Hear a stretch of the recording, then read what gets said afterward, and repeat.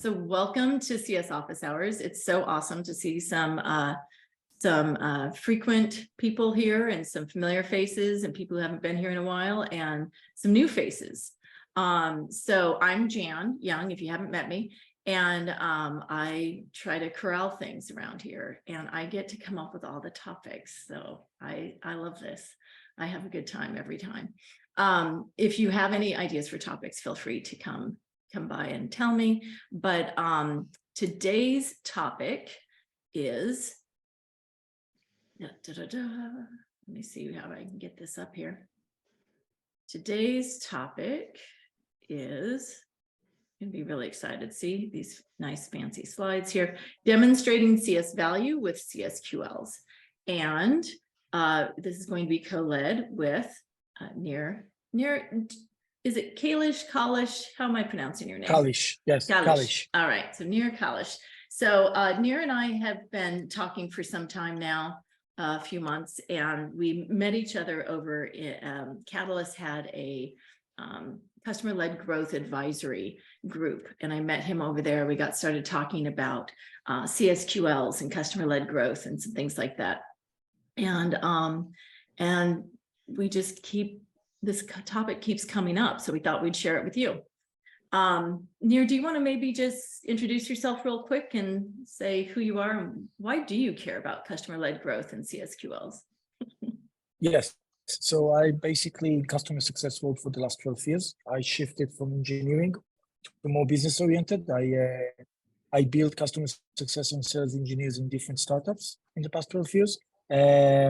And I care about CSQL and customer-led growth is because this is very similar to how I build all my departments, meaning how we generate or how we make customer success as a revenue generator, so we can have a chair in the table or a place in the table together with the chief revenue officer and the CEO. And there used to be a paradigm where customers CS needs to make customers happy. And I didn't believe in that, because if we want to make customers happy, we just give them the product for free. They will be happy, right? That's not the goal. The goal is how we make sure that we build the processes and we build and we demonstrate value in a way that generate revenue from customers. And that's the role that I really, really like, because it's like a game of chess. How you build those tactics the right way, how you teach people, how you teach your co-founders, your founders, your CEO, your CFO, to think in that approach of customer success. So that's in a very high level. Awesome. And I forgot to mention for folks who are new, if there's anybody new today, what we're going to do first is sort of talk about what the topic is, so everybody's sort of on the same page. Then we'll go to breakout rooms to discuss it in small groups, and then we'll come back to share any insights or light bulb moments that we've had while we were out in the groups to share with everybody. So that's how we're going to break up our time today. All right, cool. Let me go ahead and share the slides then. I'm going to jump over here. So let's see. What is a CSQL? I know for anybody who was here last week, we did talk about sort of the definition, but I'll just cover it again. Basically, a CSQL is a metric to measure CS influence on other departments, OKRs, and business goals, in addition to post-sales activities. So what does that mean?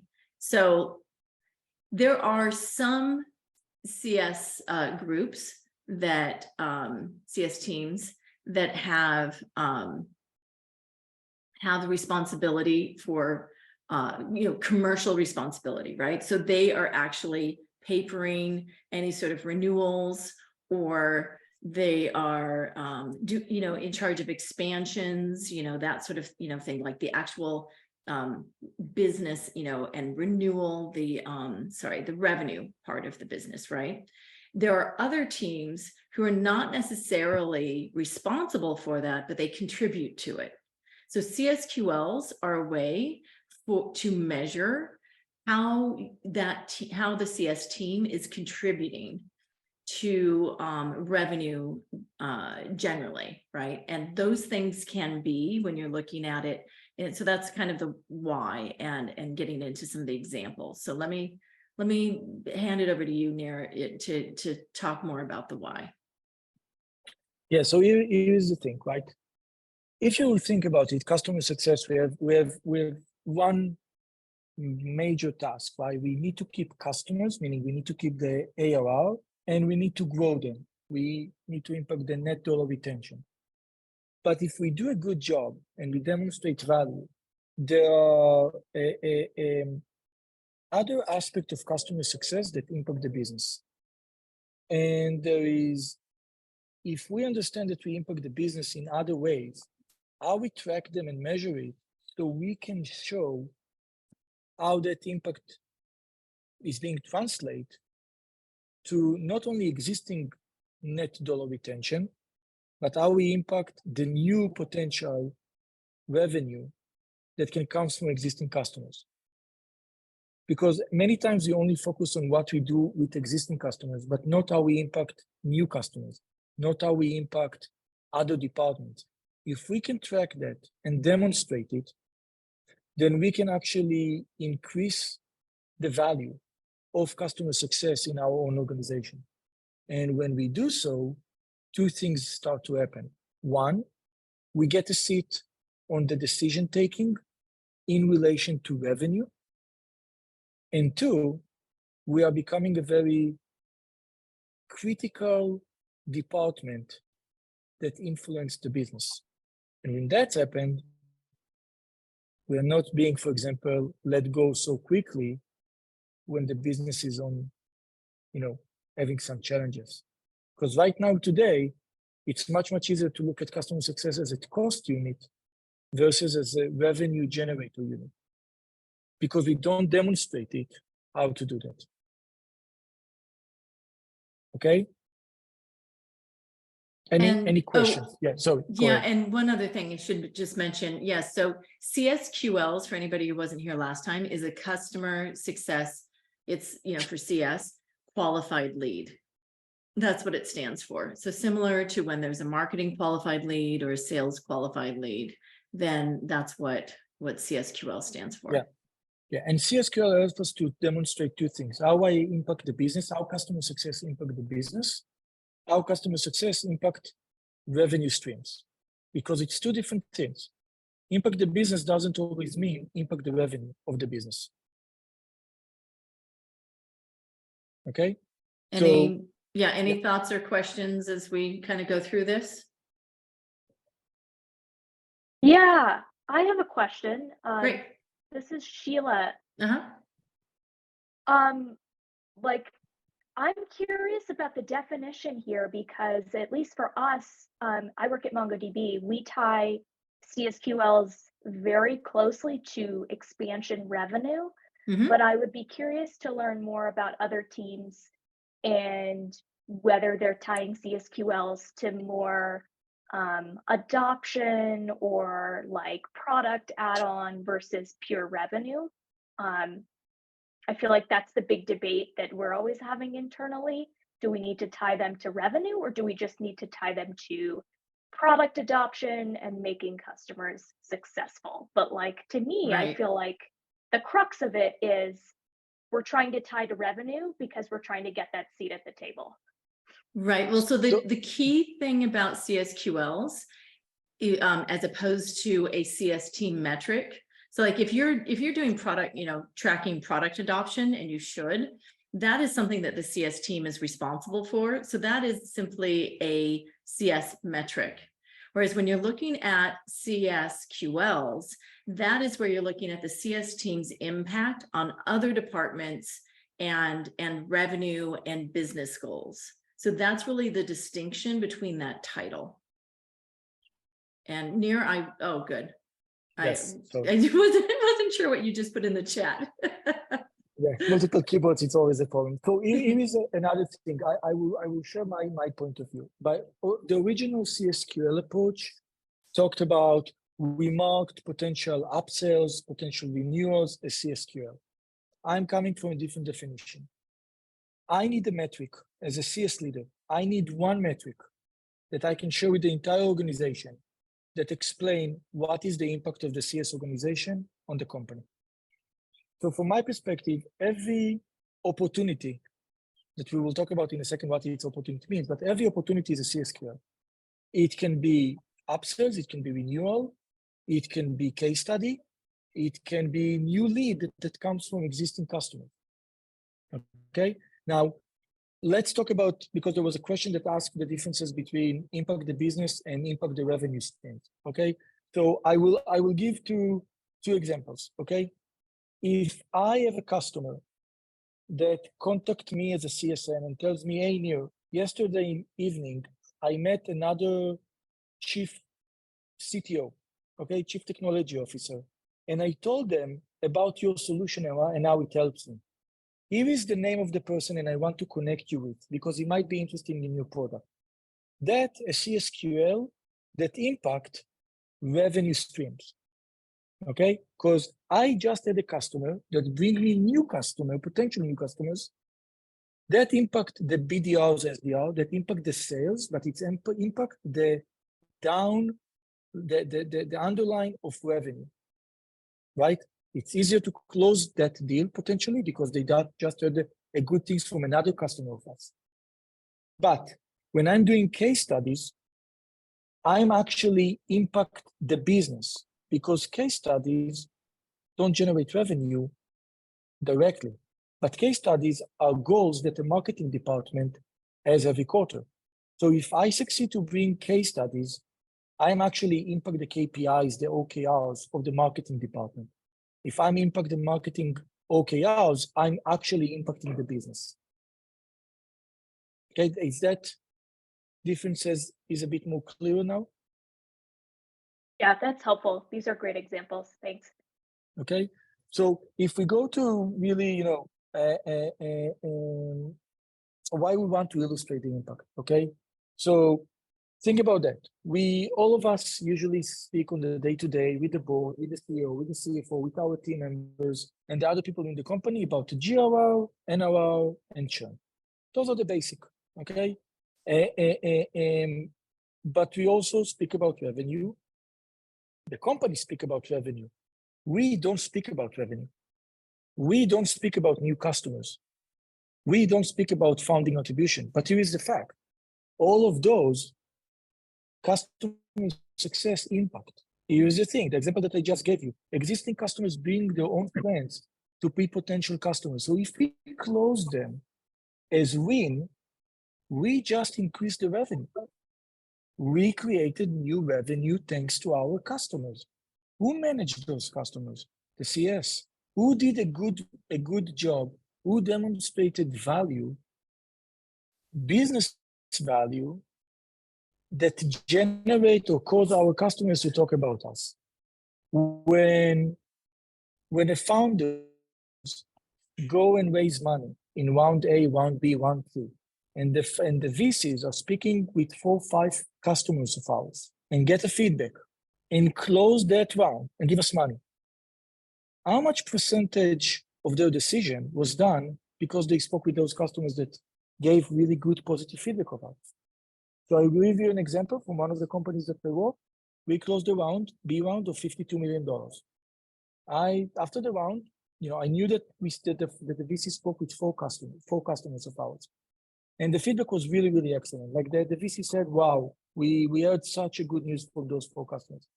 I went to the founders and I asked them, tell me, if you need to estimate, what is the percentage of the decision that they took based on the feedback from customers? And the CEO said 40%. So I told her, great. So $52 million multiple 40% equals to X. That's the profit. That's the money. That's the impact of the customer success on closing the round. Do you agree with me?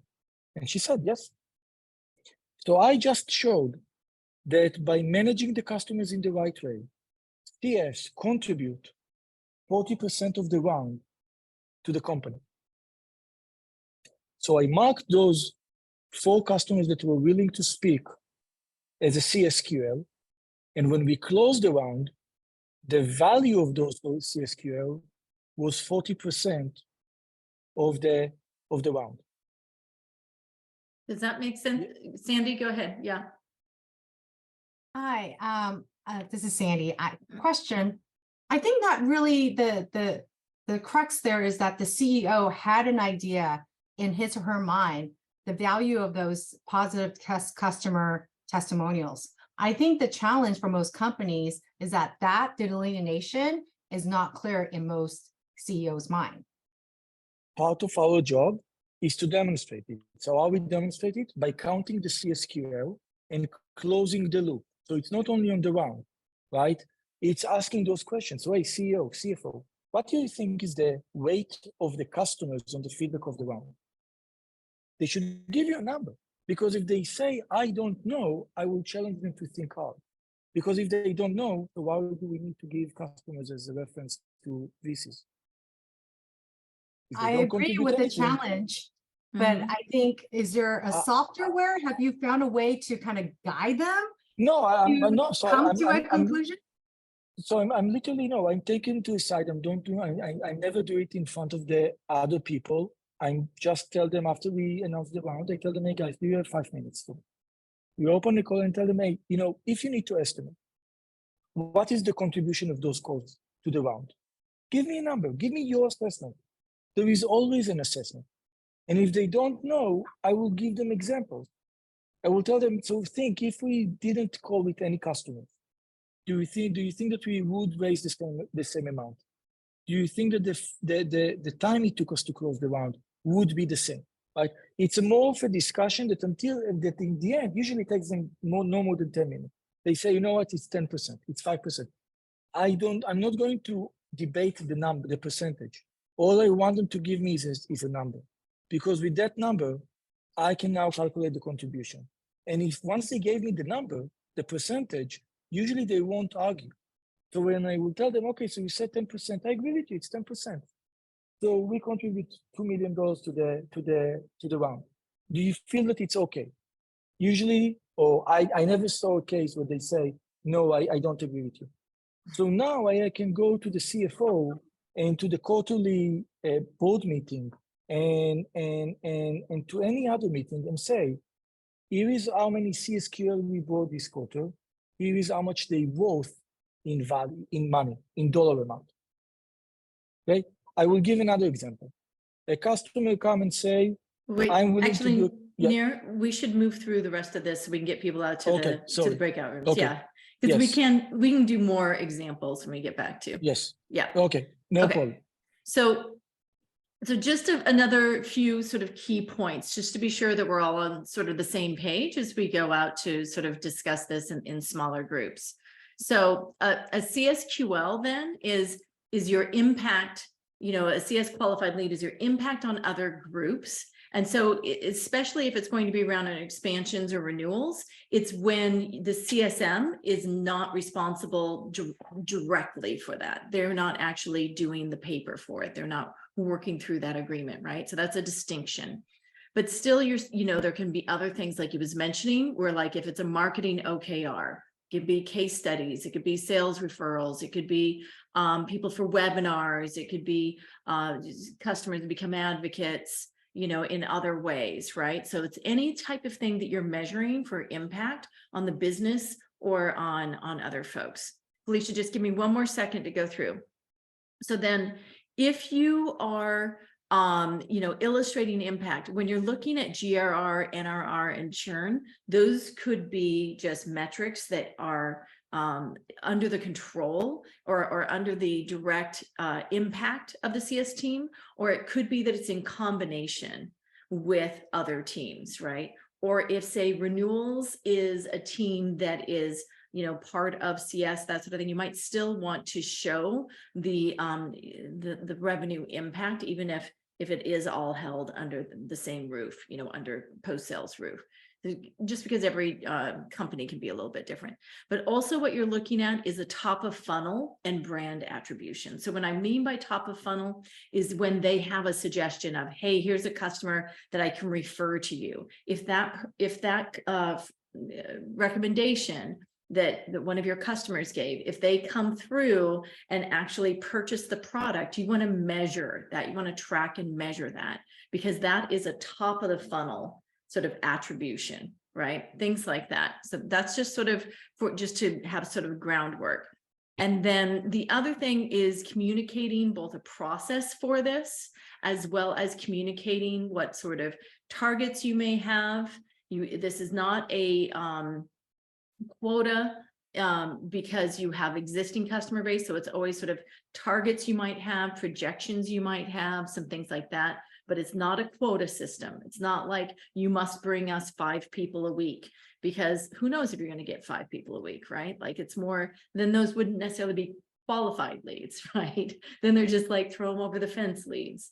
You don't want to throw them over the fence. They should be good, solid, qualified leads. And as we heard last week from Seth Dovey, he was saying, like 91 to 96% of his CSQLs, his team CSQLs, actually go all the way through, right? Because they were qualified. They weren't just sort of like, I don't know, maybe they're interested. You go find out, right? So there's that difference in that, right? And then we're kind of going through, and there's these types of CSQLs, whether they're case studies, webinars, references, lead references. Logo is I'm not Logo sure in how the to- website. So logo Oh. is the logo in the website, right? I'm willing to put the logo in the Oh, website, I see. and then Putting a logo put it, on the okay? website. Okay. Or G2 Yes. reviews, other types of reviews like G2. Nir had an example of, for analysts or investors who want to talk to references, anything with the post-sales motion, whether it's expansion or renewals. Okay. And so this is what we're going to talk about for the breakout session. Felicia, do you have a question that you need answered before we go to breakout session? No, I've been tracking. Thank you. Oh, awesome. Yay. Okay, good. My question was just Yeah. about, is this quantitative? I mean, it seems like you can't, I don't know, are you saying that the CEO has to come up with quantitative value in order to say that this CSQL has a direct effect on the dollar amount? Because you're not, it's qualitative if it's a referral, if it's someone being a champion, right?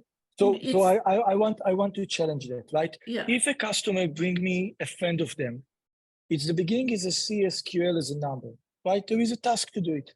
But when they closed it, I can quantify it as a dollar amount. But I will give another example that most of the people don't think. When customers give us case studies, we mark it as a CSQL. They close the case study. They wrote the case studies. We closed it. I don't close it. I'm closing it, or I'm tracking it down the road. So every new lead that will come to the table, the BDRs will ask, what caused you to call us? And every time they will say that case study, I will mark it as that case study brought new leads. And when those new leads will close a deal, I will mark that case study. This is the impact of the revenue. Because here is the thing. If that customers wouldn't write that case study, I chance that those customers wouldn't come and sign with us. I understand that. It sounds like, but if I'm thinking about it, like I can look at it from a marketing perspective or a CS perspective. I'm just saying that you would quantify it and it becomes a quantitative amount once there's actually a transaction. Before the transaction, it's qualitative. You're saying that, No, it's still a number. It's still a number, how right? many? It's very simple. Marketing needs to bring this quarter 10 case studies. If I bought 10 case studies, my customers wrote 10 case studies. It's a number. But that number is a second level number. That number is a second level number called how many leads came from that case study down the road. But you also have to, I'm sorry, Nir, wouldn't you have to also measure the cost for building the case study, the productivity hours put into the case study? You would be looking at that as something that you can really factor in. The cost to do that. So then when you look at that and you look at the actual case study, it isn't until it's produced an outcome or a transaction that it becomes quantitative. I'm just trying to wrap my mind around So I will challenge you. Case studies, every company needs to write case study because it's part of brand recognition, right? Nobody says it takes us 30 minutes to write a case study. Because they know that they need to have case studies, but that case studies generate something that nobody is counting for down the road. Those case studies generate leads. Those case studies generate revenue. But we need to track those because it's all start from the first step. That customer created a case study with us because the CS did a good job. That case study, that good job is being translated to one, impact the business as we help marketing to create case studies as part of their KPIs. And that case study, that CSQL impact the business revenue because it generated leads, which means we help the BDRs, and it generate closed deals, which increase the revenue. Is And that a once we start, champion? But so that let's go ahead and discuss this in the breakout rooms. Sorry. And I think that you can always talk about both qualitative and quantitative, but when you're tracking, you want to find a way to put numbers to it. And so we want to talk about, how might we do that, right? And how do we put numbers to it? How would you represent it in a graph? Even if it was going to be qualitative, would you, have people attribute how good they felt about something?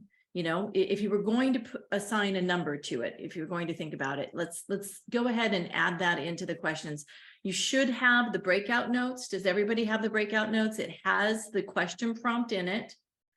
And I'm going to go ahead and you will be automatically assigned, and I'm going to give you kind of like 4 or 5 people in a group, I think. So we'll come back in about 15 minutes. Okay. Yep. Awesome. Thanks so much. This should be fun. How did that go? Any big discussions, or did anybody vehemently disagree? Will you continue talking to the people in your group? Do we have disagreements? Do we have agreements? How are we doing here? Any big aha moments we want to share? Or just a random thought? That is hard. It's hard? That is that is hard. I think Sheila, her company, Sheila, maybe you should speak up, because sometimes we think about product, but they're measured on usage model. And it'll be great to So Sheila, do you want to kind of just highlight? Oh yeah, I'd love to hear it, Sheila. Yeah, sure. Yeah. So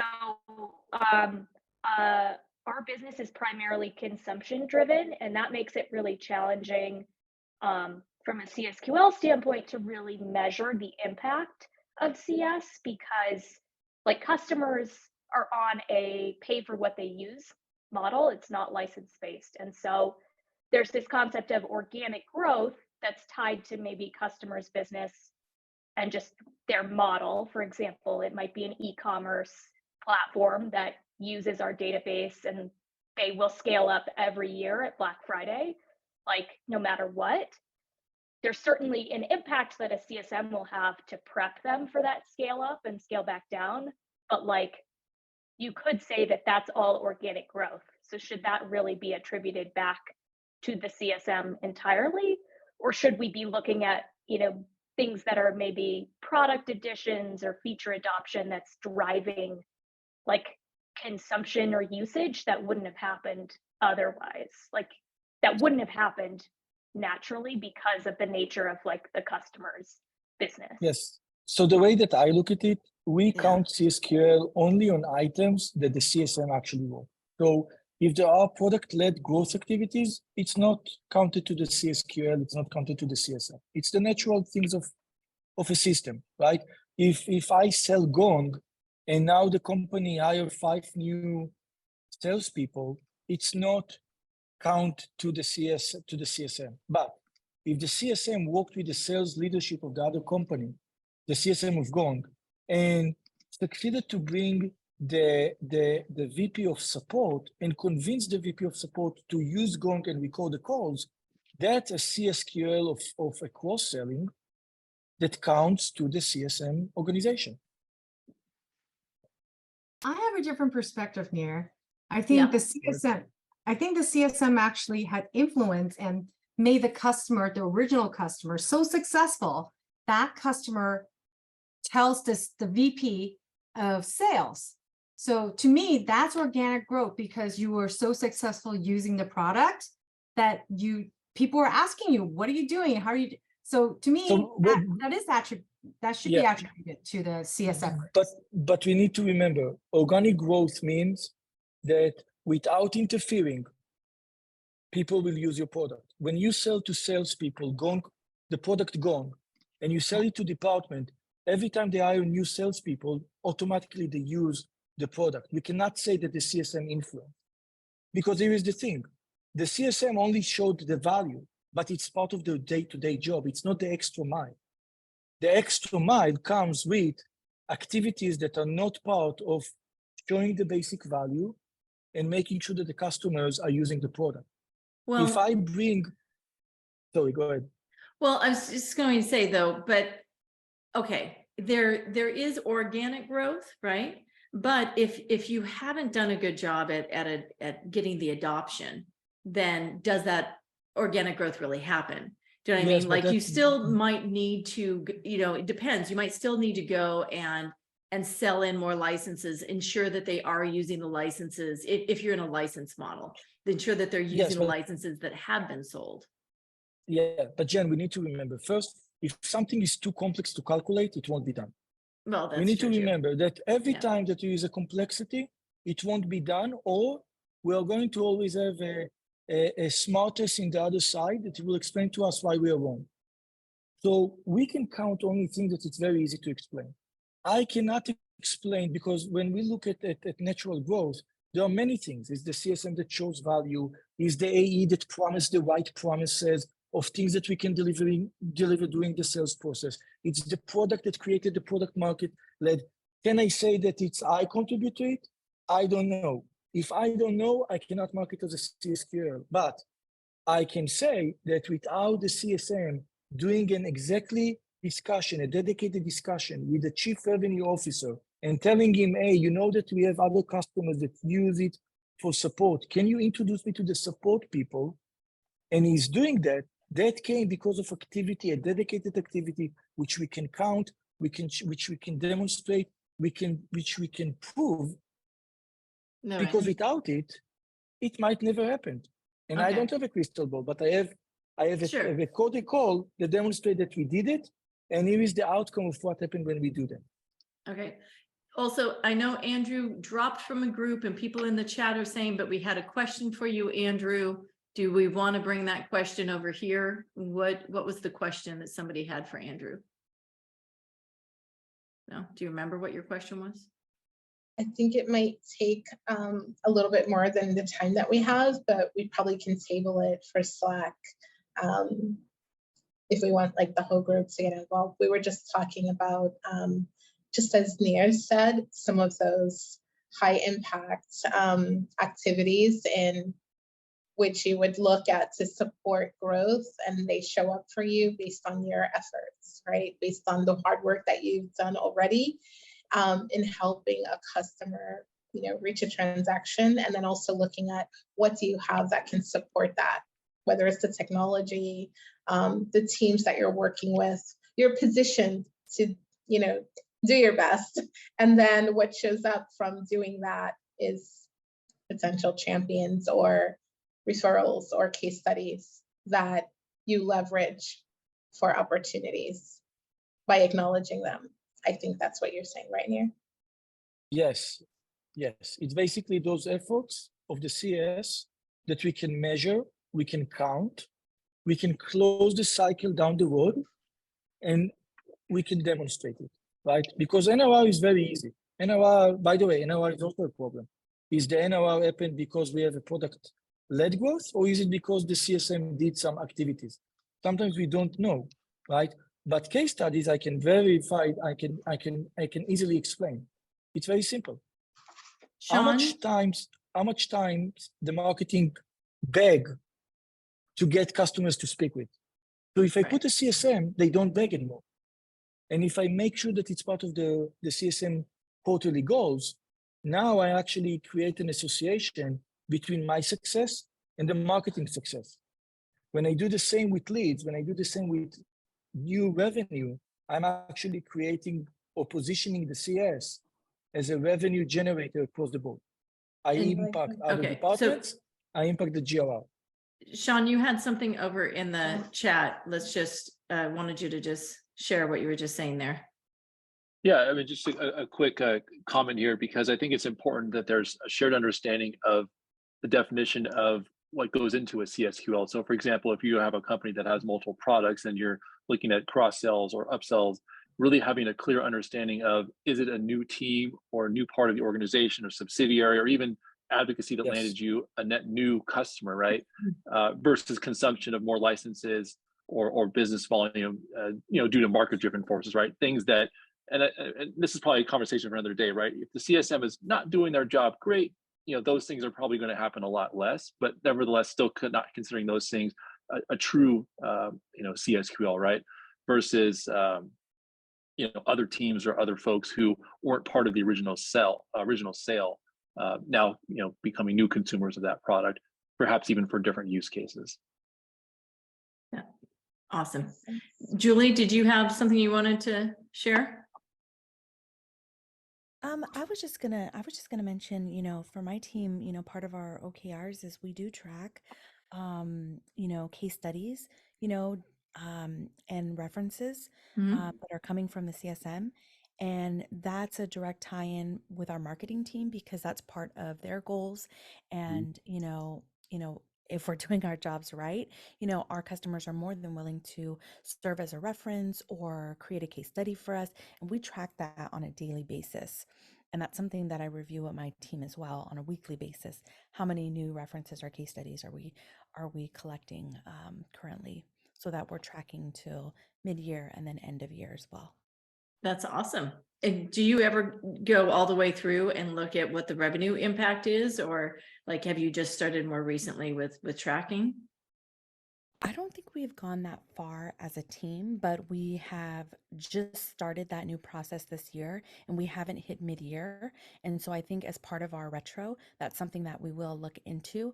I was actually just in Salesforce before I jumped on the call looking at a campaign created back in 2019 based on a case study, and it's still Oh, being used today. And I'm like, wow. oh, look at these opportunities that were generated. Wow, and that's new. Uh, Mm-hmm. New business. And so I think it's a great kind of idea to track that for Yeah. CSMs. And I think it's good for sales, it's good for marketing, it's good for everyone.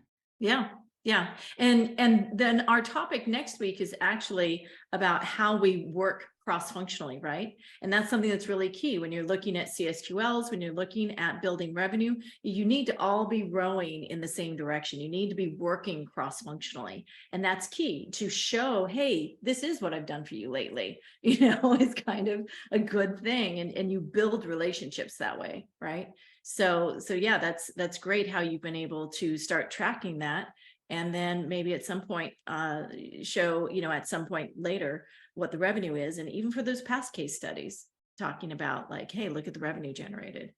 And then we can maybe just have a couple more quick comments, and then we'll finish up for the evening since we're at time. Let's see, David or Drew, were either of these? I'm not sure what you're saying over here on the chat, trying to do too many things. Sorry, I was just making a quick comment, Yeah. which is, yeah, I think having an understanding of where other departments are at and maturity and how they're tying themselves to revenue is critical, right? Because sometimes product teams are already doing that on some level or trying to, same with marketing. And so you can kind of align with them on that, and it makes it a lot better than trying to do it in a silo and then figuring out where the connection is there. And so like, one quick example I remember in my career is like referenceable customers. Customer marketing was trying to quantify that and their value. Well, we're providing the references. So it became a very obvious tie into how many times was a customer referenced in a sales process, and then how much revenue was that, right? So anyway, it's a good Yeah, topic. no, that's awesome. I'm just saying good night to Giovanna, because I think it's like, what, 2 or 3 in the morning for her. But no, thank you so much for that, David. It's really true. And so look, this is fantastic. I'm so glad that we were able to continue this conversation about CSQLs and talking about the impact then that it has, because this is important where you start to take a look at sort of the revenue and other types of impact that CS has, and how you communicate that, and how you work, cross-functionally with the teams. So next week, Cynthia Silva, who's here, raise your hand, Cynthia. And I will be co-leading on building internal partnerships, because this is something you really want to extend it to. And then I'll be out the following week, but Cynthia will be leading that week on consultative selling, right? Because that's another part of where this all sort of leads to. Be sure that you've checked Luma for the update, because on the 16th, there's a different link. It will not be the usual Zoom link. So just be sure that you check that and you've got that on your calendar, the new link, okay? But meanwhile, we'll see you same place, same time, same bat channel. Oh no, at 3 o'clock next week, 6 o'clock Eastern, 3 o'clock Pacific next week, and then back to the usual time the following week. Okay. Awesome. Thank you so much. Really appreciate just everybody putting into the conversation. Your contributions are why it's interesting and how we learn and grow. Thank you. Thank you so much for tuning into this week's episode of Success Hour, formerly known as CS Office Hours. We regularly put out new content, so to be the first to know, like this episode, tap that notification bell, hit that subscribe button, and we look forward to seeing you soon.